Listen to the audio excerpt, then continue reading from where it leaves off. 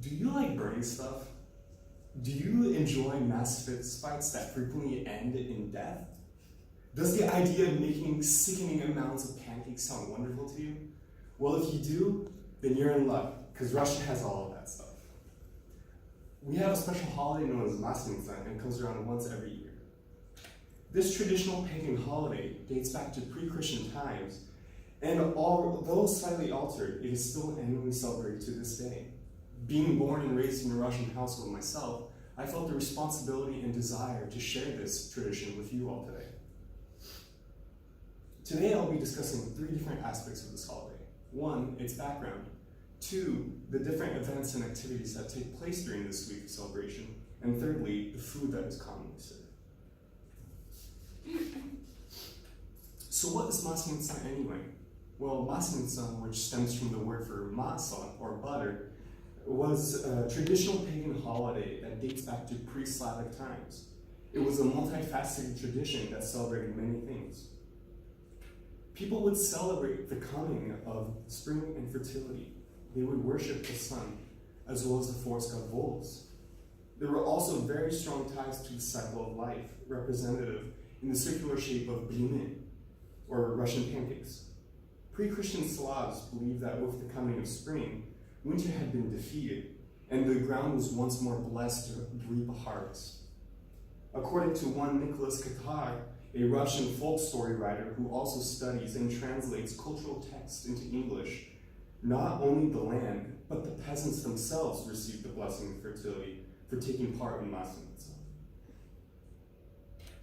However, once Christianity entered Russia, the meaning behind Maslenitsa was changed, and it became a celebration of culture.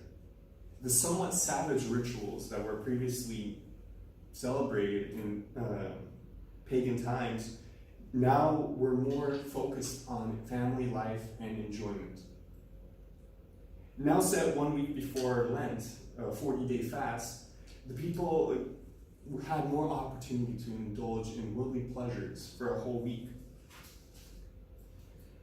Let's take a look at what some people did during this holiday. Traditionally, there would be set activities for each day of the week with plenty of food to go around. Activities such as snowball fights, sledding, and sleigh riding would commonly take place, as well as more edgy events such as mass fist fighting that would commemorate Russia's militant history. To make things more fair, however, strict rules are set up to prevent people from getting seriously injured. But this is Russia. That only goes so far. According to an article from the Russian Times online newspaper, about 200 men were once killed during one of these events back in the 17th century. I don't know about you all, but that's type of sketch to me. I'd rather be on the side eating blины and watching all the chaos ensue. With fun and violence set aside, Maslenitsa was also a time to spend with family, friends, and even go wife hunting for the dudes. Young unmarried men would spend this week looking for potential spouses and were allowed to kiss any unmarried woman in the streets. It's really messed up if you take it out of context. Engaged and married men would spend this time to share meals with their mother-in-laws and pamper them. Engaged and married women would spend time with their sister-in-laws to win their favor, because the Russian word for sister-in-law is suspicious one. You would also partake in different events and challenges to prove their worth in marriage. Basically, Maslenitsa was a great time to be single men or mother-in-laws, and it sucked for everyone else. And now, on to my favorite part of Maslenitsa, the food.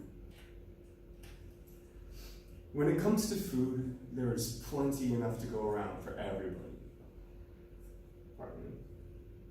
There were all kinds of fried foods such as nalisniki, which are like an empanada, or like cheese danishes and whatnot, as well as cakes of all kinds and pastries. But everyone would agree that the blin is king. I feel like I've mentioned it a few times now, but blины, or pancakes, have been around in Russian culture for centuries and have great meaning.